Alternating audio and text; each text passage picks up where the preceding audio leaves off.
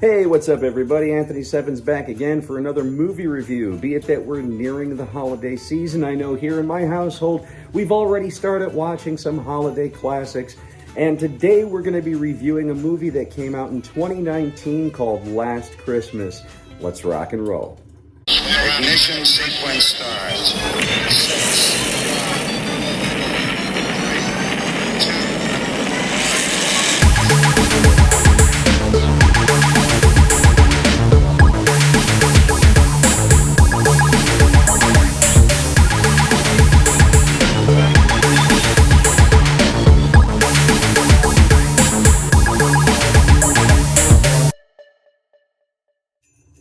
All right, so when this movie first came out in 2019, and upon watching the first trailer, it was one of those films where I said, I don't want to watch this shit. You can easily tell what the whole movie's going to be about. Okay, Last Christmas. Let's take the very first line from Last Christmas. Last Christmas, I gave you my heart, but the very next day you gave it away. That's pretty much what the entire movie plays on. And I figured that out in watching the very first trailer. So I kind of had this fuck this attitude. This is not going to be a movie on my priorities list.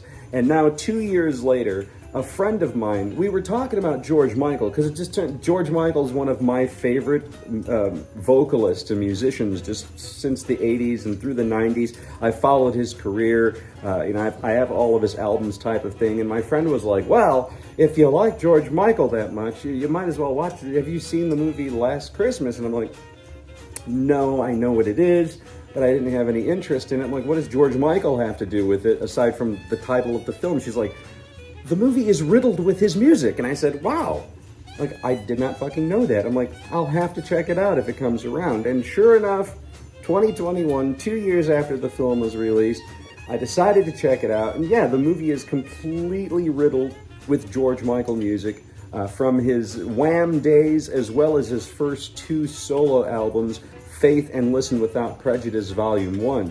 But I think most of the film really relies on Listen Without Prejudice, because Heal the Pain is one reoccurring track throughout the whole entire film. I think it's sung 3 or 4 times, and it's also intertwined within the score of the music. So the movie was developed as being a Christmas movie of sorts, a Christmas movie that touches the heart, as well as a tribute to George Michael. And even at the very end of the film, Andrew Wrigley, who was the other half of Wham, makes a cameo appearance as well. So, I definitely had to check this out. And, even for as predictable of a movie as it was, I could honestly say I was actually kind of blown away by it. Like, I'm watching this film and I love Christmas movies. I mean, you guys may be like, Christmas, fuck Christmas, it's too early for Christmas, Christmas sucks, and I don't watch Christmas movies or listen to Christmas music. Well, I do.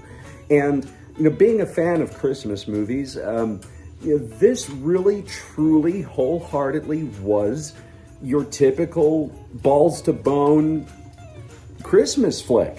It had all the right elements. The whole entire movie was about Christmas. It was a moving and touching and very funny film.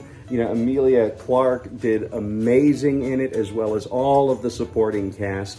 And by the end of the film, even as predictable as it was, when the whole twist of the story came about, I have to admit, I shed a few tears. Yes, this movie made me cry. So if you're kind of like emotion sensitive, like I can be at times watching movies, grab a box of tissue for this one. Because just the way that the director did everything, the way that the story was told, the way that the director and the writer worked together, on top of the acting, and it was actually a very, very cool, very beautiful, heartwarming Christmas movie. And if you're into that, game on.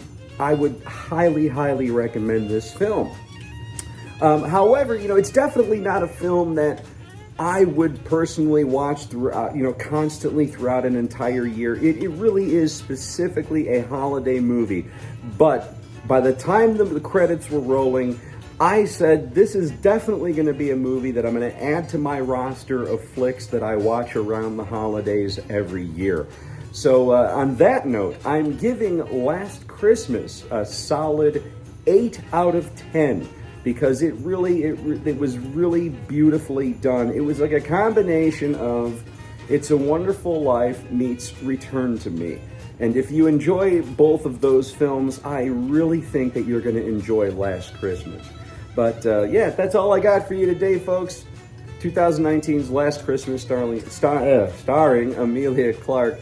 I highly recommend it. Go check it out. Until we meet again, take care of yourself, take care of each other, and if I don't see you, have a good holiday.